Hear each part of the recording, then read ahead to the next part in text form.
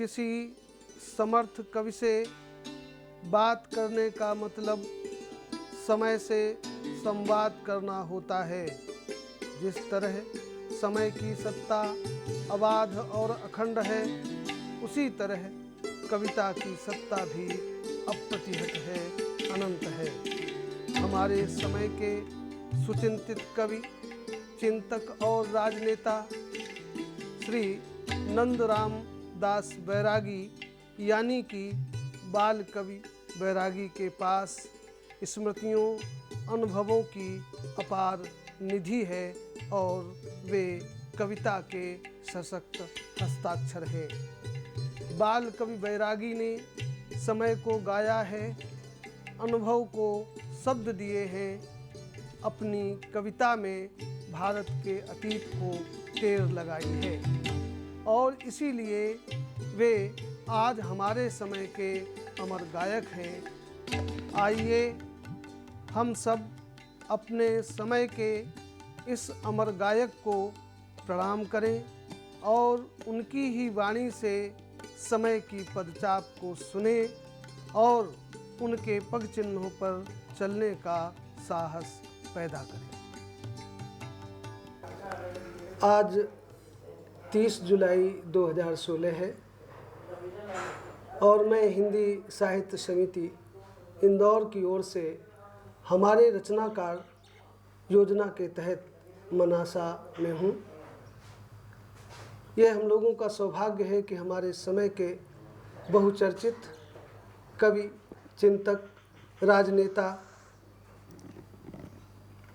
आदरणीय नंदराम दास बैरागी जी, जिन्हें प्रायः लोग बाल कवि बैरागी के नाम से जानते हैं, उनका आदर करते हैं, उनके साक्षात्कार, उनसे बातचीत करने के निमित्त एकत्र हुए हैं।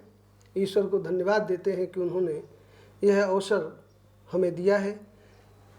हमारे साथ में समिति के प्रचार मंत्री श्री अरविंद ओझा जी हैं और जिनके माध्यम से हम यहाँ तक पहुँचे हैं, ऐसे मेरे बहुत आदरणीय श्री विष्णु बैरागी जी रतलाम से हमारे साथ पधारे हुए हैं।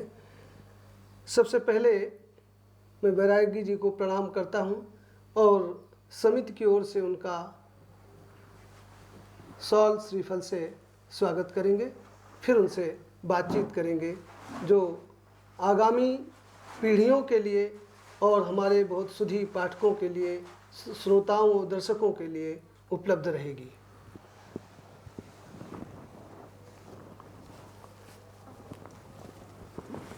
धन्यवाद भैया, प्रणाम।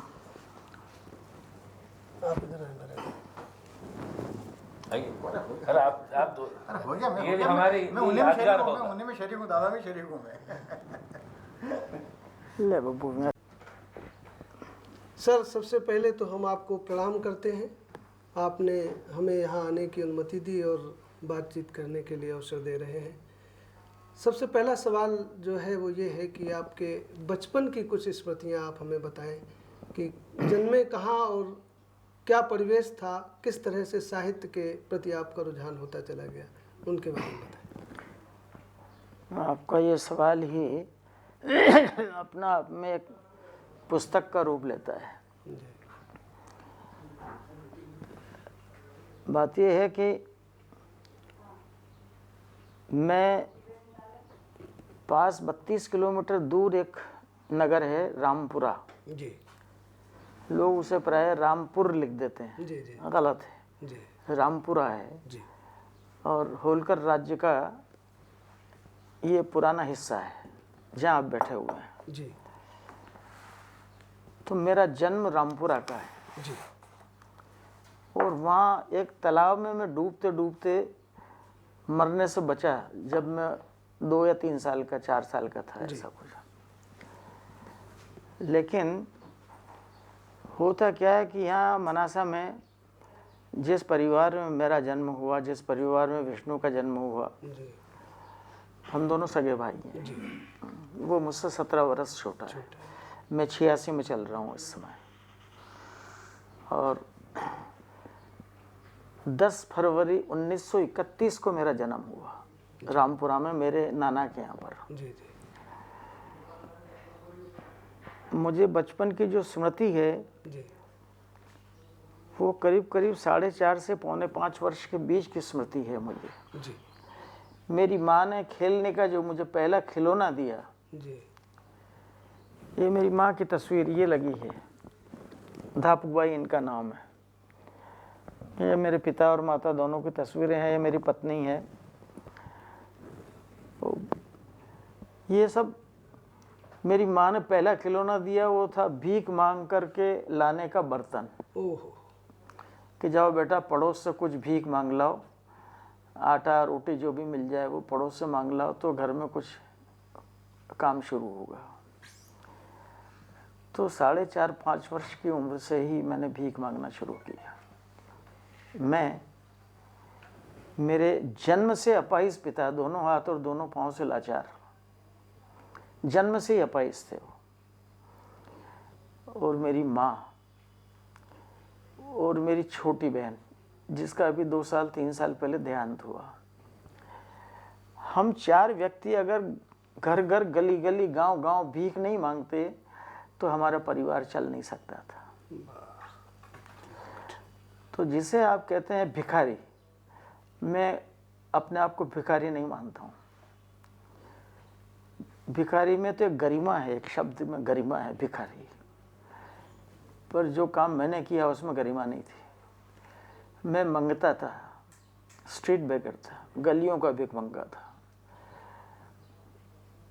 तो इस तरह से मेरा बचपन शुरू हुआ और 23 वर्ष की उम्र तक मैंने पाँव में जूता नहीं पहना। तो आप मुझे बताइए कि वहाँ से यहाँ तक लाऊं इस सारी बातचीत को, इसमें कितना समय लगेगा। जी जी जी जी लेकिन मेरी माँ ने, जैसे विष्णु ने, इसने भीख नहीं मांगी, मेरा सगा छोटा भाई है। इसके बाद एक बहन है, उसने भीख नहीं मांगी। और जहाँ से आप घुसे हैं इस फाटक को, बड़े फाटक को खोल करके, उसके पास ही हमारा स्मशान है, 10 कदम भीतरीच। अच्छा वहाँ 12 शव मेरे परिवार के मैंने अपने कंधों पर ढो करके यहाँ जलाए हैं। मेरे अपने परिवार में, बैरागी परिवार में, सबसे ज़्यादा उम्र तक जीने वाला व्यक्ति मैं हूँ, जो 86 वर्ष में चल रहा है। बाकी किसी ने अपने पोते पोती तो देखे ही नहीं, भीख मांगते मांगते मर जाते थे। मूलतः मैं राजस्थान के बपावर कलां गांव का हूँ। मेरे परिजन वहाँ से चंबल पार करके अकाल हुआ तो यहाँ आए थे। तो ये पास में एक गांव है पीपलोन, जिसे हम फीपण कहते हैं, पीपलोन। जी जी वहाँ के पटेलों ने रोक लिया उनको कि कहाँ जा रहे हो आप, क्या कर रहे हो। मस्त रामदास जी उनका नाम था। जी तो मस्त रामदास जी तो 300-350 साल पहले चले गए, पर मस्ती छोड़ो हमारे लिए। अरे वाह और मेरी माँ ने इसमें मेरी बड़ी मदद की। मैं माँ का निर्माण हूँ, पिता का तो जाया हूँ, निर्माण तो माँ का हूँ। पिता ने तो पैदा करके कह दिया कि जाओ, भीख मांगे क्योंकि वो कुछ कर नहीं सकते थे। और माँ का एक वाक्य मुझे निरंतर कहा करता था। वो कहा करती थी मुझसे कि अरे ये दिन भी नहीं रहेंगे रे, काम कर। क्या बात है, बहुत सुंदर। तो इस एक बात पर मैं आज तक जीवित हूँ। मैंने अपने जीवन में किसी को गुरु नहीं बनाया। बैरागी हूँ तो तुलसी की कंठी पहन लेता हूँ, बदन पर धातु नहीं पहनता, आप देखते हो, और खादी पहनता हूँ। गए सन 50 के आसपास से, और खादी आज अपने बचपन को मैं भूल नहीं जाऊँ, इसलिए हर तरह सक्षम होने के बाद भी मैं खादी मांग करके पहनता हूँ कि मैं अपना बचपन नहीं भूल जाऊँ, कि मैं गलियों का भिखमंगा था, मंगता था, जिसने प्रताड़ना, अवहेलना, तस्वीर, अनादर सब बर्दाश्त किया। और समस्या होती थी मेरी ये कि अगर कोई भीख में झूठी रोटी दे देता तो उसे मैं मुंह किधर से लगाऊं, मेरा परिवार किधर से खाना शुरू करे उसे। ये हमारी समस्याएं थी,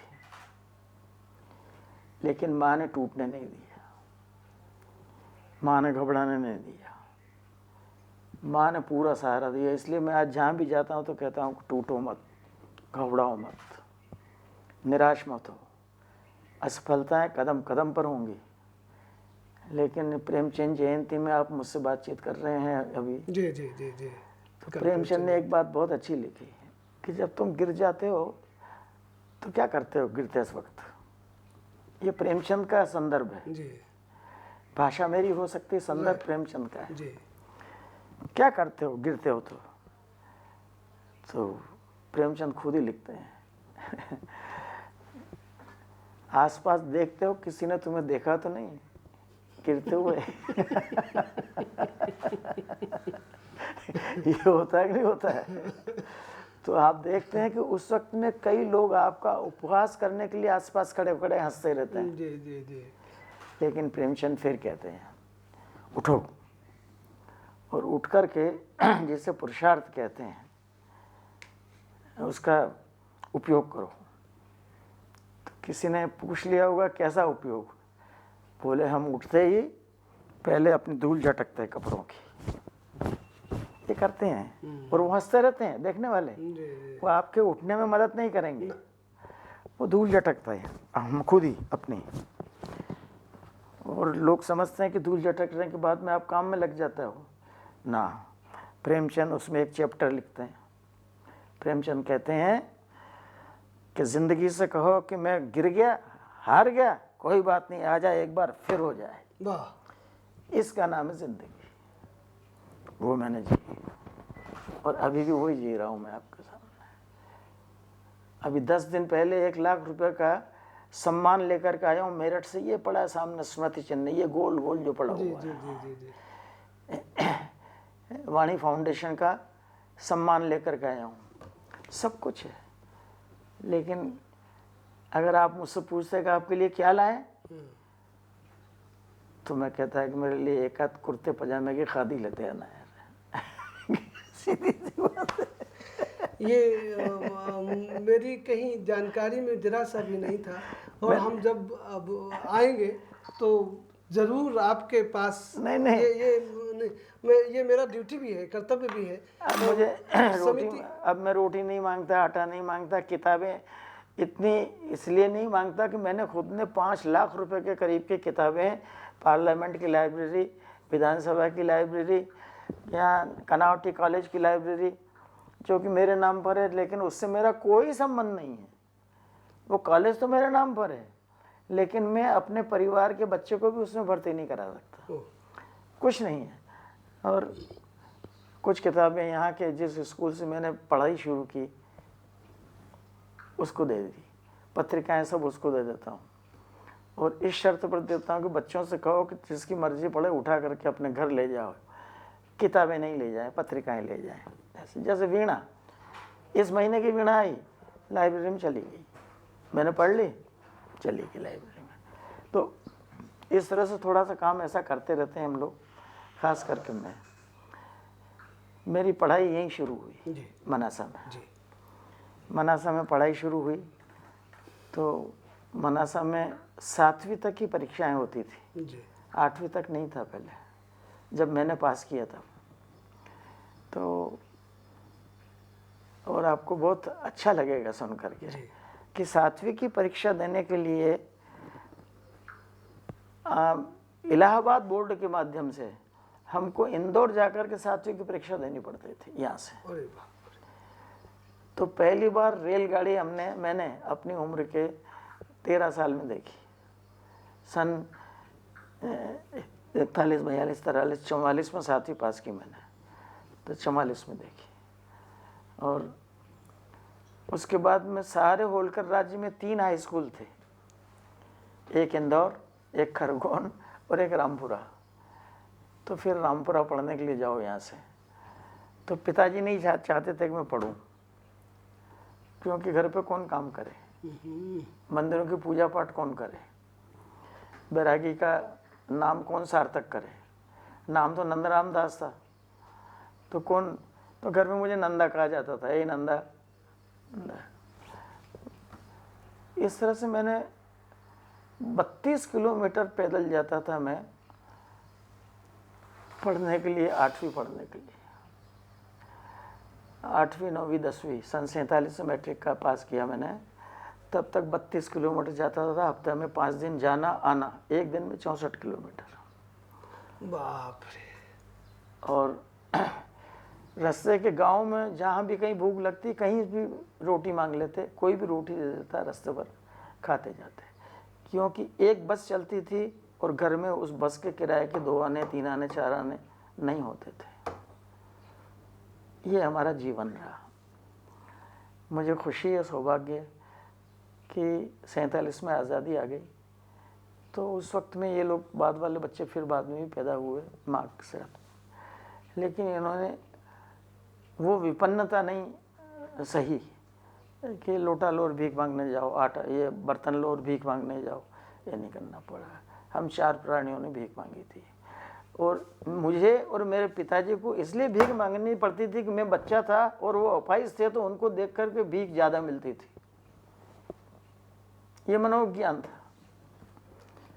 पता नहीं सुनकर के आपको कैसा लग रहा है। मैं व्यक्त नहीं कर सकता हूँ। मैंने समाज की प्रताड़नाएं बर्दाश्त की हैं, अपमान बर्दाश्त किए हैं, हट हट हट मंगता आ गया साला, ये बर्दाश्त किया मैंने। और इन लोगों के कारण फिर हमारी ज़िंदगी शुरू हुई, चली। तो एक सौभाग्य ये हुआ कि उस वक्त में रामपुरा में रामलाल जी पोखरना जैसे फ्रीडम फाइटर ने गणेशोत्सव शुरू कर दिया, महात्मा तिलक का। उसकी भी शताब्दी अपनी और चल रही है इधर, कुछ न कुछ 150 भी है, ऐसा कुछ चल रहा है वो। तो मुझे चूंकि मैं गाता था और 2 व्यक्तियों का नाम नहीं लूँगा तो मैं अपने आप को जिसे कहते हैं कि मैं अपराधी माना जाऊँगा, और जिसे कहते हैं कि बहुत बुरी गाली मुझे तब खानी पड़ेगी। एक नरेंद्र सिंह तोमर अभी भी शायद हैं पिवड़ाए में, तो वो नहीं आए, इसलिए मुझे वंदे मातरम गाने के लिए सन 45 में छोटे तालाब के इंदौर राज्य प्रजामंडल के अधिवेशन में खड़ा कर दिया वंदे मातरम गाने के लिए। उस दिन से तिरंगा झंडा पकड़ा है, तो 71 साल हो गए मुझे। वाह, बहुत सुंदर। कहीं नहीं बिके, कहीं नहीं गए, और मैं वो व्यक्ति रहा राजनीति में। माणक लाल जी अग्रवाल की कृपा से मेरे जीवन के व्यक्तित्व के निर्माता मूलतः वो व्यक्ति है जो सज्जन प्रभा के मालिक हैं जी। हाँ, पूर्वा होटल के मालिक हैं, आपका वो एक और होटल है एम्बेसडर, उसके मालिक हैं। रतलाम में उनकी प्रॉपर्टी है सब, एक बेटा रतलाम में है। जी जी। तो मैट्रिक पास करने के बाद क्या हुआ कि दो महीने बाद ही आज़ादी आ गई। मई में रिजल्ट आया ना, अगस्त में आ गई। तो फिर मैं पढ़ने के लिए नहीं जा सका कि मैट्रिक पास कर लिया। तो यहाँ जमुना लाल जी जैन वकील साहब थे झारड़ा वाले, उनके पास मुंशी हो गया मैं। तो वहाँ काम करते करते, कोर्ट में काम करते करते, एक दिन मुझे एक एप्लीकेशन लिखने का 2 आने पैसे मिले। वो 2 आने की वो 2 अन्नी आती थी पीतल की, एक पहले आपने देखी हो तो। जी जी जी। वो 2 अन्नी मैंने माँ को लाके घर पे दी कि ये आज मैंने कमाया है। मेरी माँ मर गई, तब तक उसके पल्लू से बंधी हुई थी। अरे क्या, तब तक वो मेरे बेटे की कमाई है। ऐसी माँ के हम बच्चे।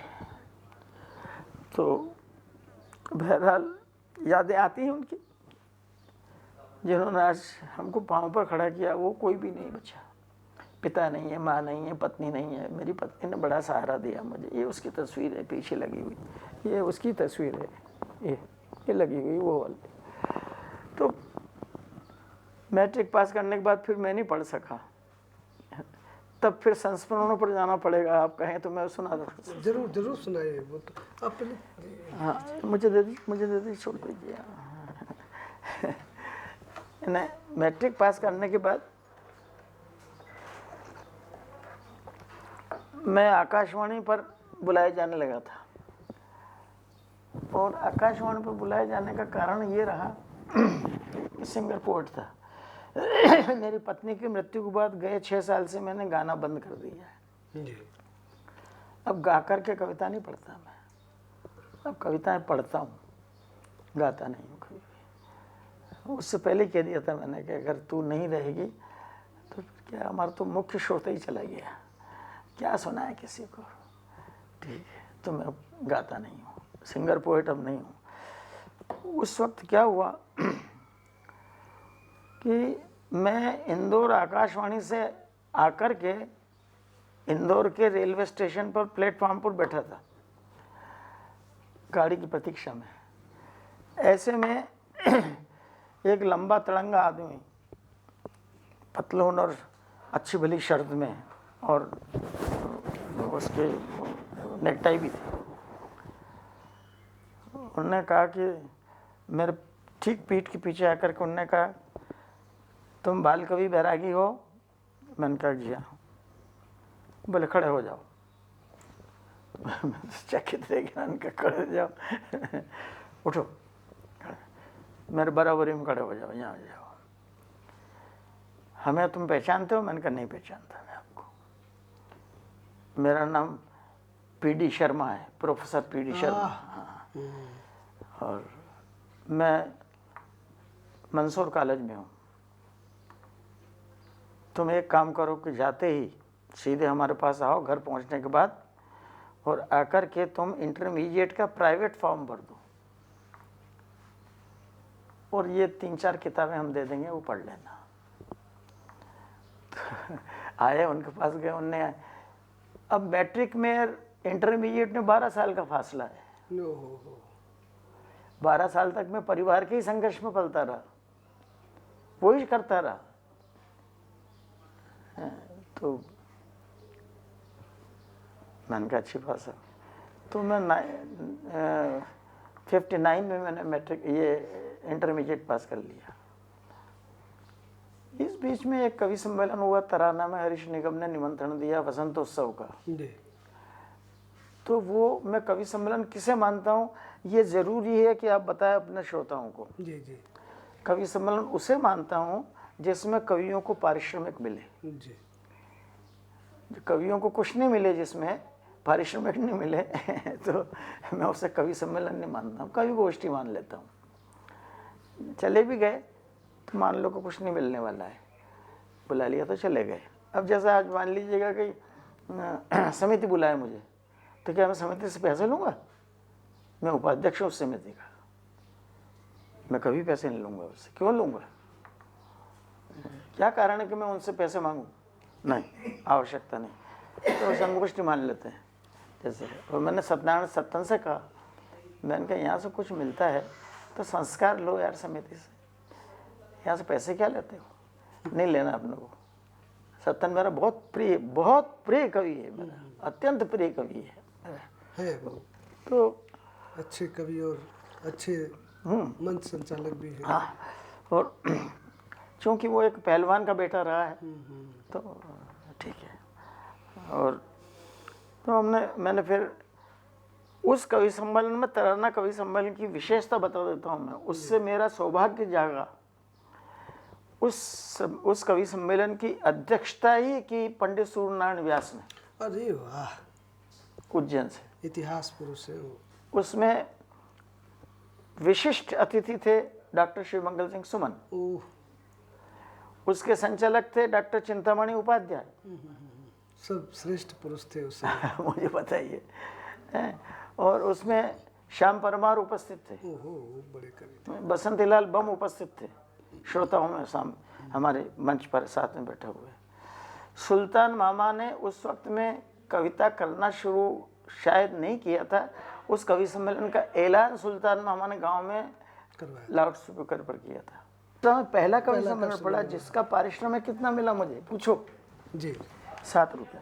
7 रुपये? 7 रुपये बड़ी बात थी उस जमाने में। और सन 52 की बात कर रहा हूँ। उसके पहले मैं बाल कवि बैरागी बन चुका था। 21 नवंबर 1951 को मुझे बाल कवि बैरागी बनाया गया है अच्छा सर। मनासा में। डॉक्टर कैलाशनाथ काटजू यहाँ से चुनाव लड़ने के लिए आए, जावरा में उनका जन्म हुआ था। जी तो यहाँ से भवन का चुनाव लड़ने के लिए जवाहरलाल जी ने भेजा, जी तो वो मनासा भी आए। जी। मनासा आए तो मनासा में उनका 45 मिनट का कार्यक्रम था। तब वो देश के गृह मंत्री थे, अच्छा काटजू। आज़ादी के पहले जी जी गृह मंत्री थे। तो उन्होंने वो हमारे अध्यक्ष ने कह दिया कि बैरागी जी एक नंद रामदास बैरागी एक कविता सुनाएगा। अच्छा। तो मांगीलाल जी पोगरा उनका नाम था, फ्रीडम फाइटर थे, जी पाटकड़ी के रहने वाले किसान थे। जी जी तो मैं खड़ा हुआ और मैंने एक गीत गा दिया। तो डॉक्टर साहब ने कहा कि एक और सुनाओ। वाह। एक और सुना दिया। उनने फिर कहा कि एक और सुनाओ। अच्छा, अरे वाह। एक और सुनाया।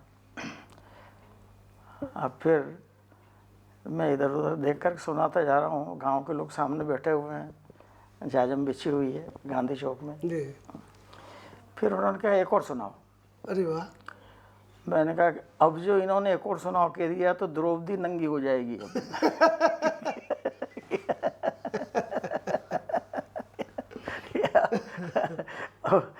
अब कोई सहायता करने वाला, मैंने एक और सुना दिया।